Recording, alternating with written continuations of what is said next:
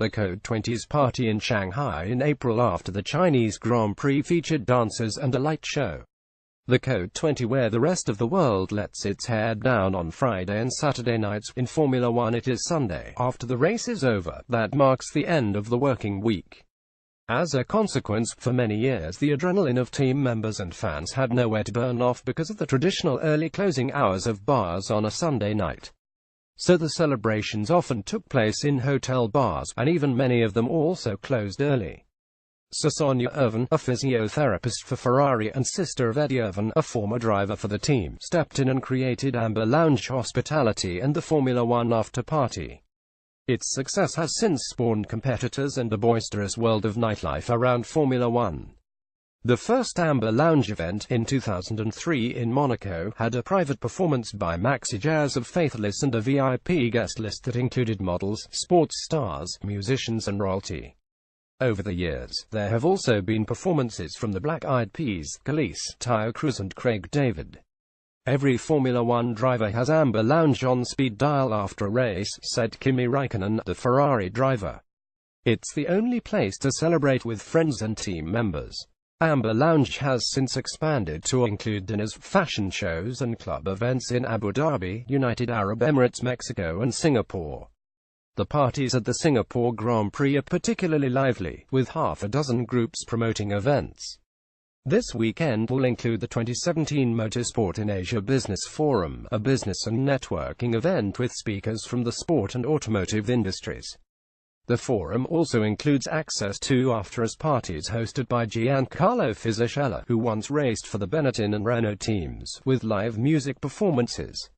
The singer Khalees performed at an Amber Lounge event in Singapore in 2016. Amber Lounge trackside hotels are the heart of the boisterous action in Singapore, with the Ritz-Carlton hosting the Podium Lounge, a nightclub open all weekend, with live performances by Macy Gray and Coolio, among others. Amber Lounge builds a custom venue near Singapore's Millenia Tower and holds all-night parties during the weekend, beginning with a fashion show on Saturday night. A natural evolution for us has been the Amber Lounge fashion show, which is the prelude to the weekend's parties at three of our events: Monaco, Singapore and Mexico City, Irvin said. Fashion is such a huge part of the spectacle of Amber Lounge that it was an obvious extension of the brand.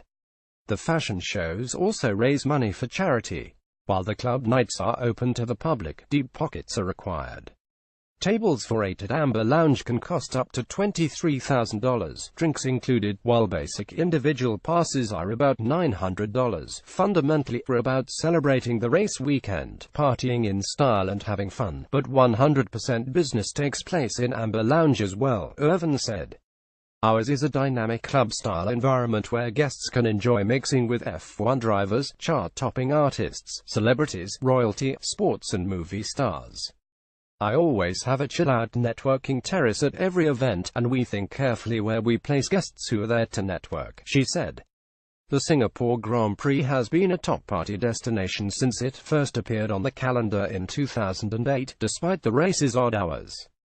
The Grand Prix weekend has been run on a European schedule to suit the sport's largest TV market, where most Grand Prix start at 2 p.m. on a Sunday afternoon. The Singapore Grand Prix start time is 8 p.m. Formula One personnel work from the early afternoon until the early hours of the morning, a schedule that keeps some party planners away. The Formula One driver Pascal Wehrlein on the runway for an Amber Lounge fashion show in Singapore in 2016.